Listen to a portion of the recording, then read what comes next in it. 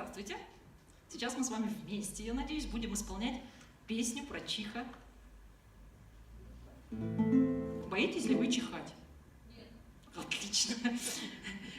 Группа не боящихся чихать с коллективным совместным номером «Песня про чиха», автор Ирина Орищенко.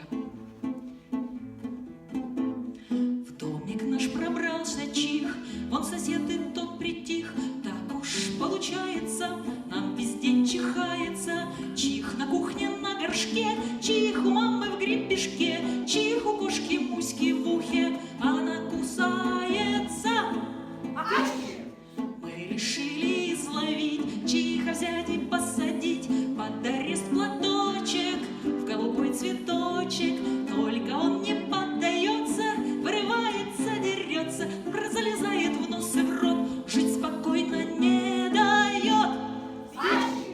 Лишь под вечер утихает, он, наверное, отдыхает. Отдыхаем от него.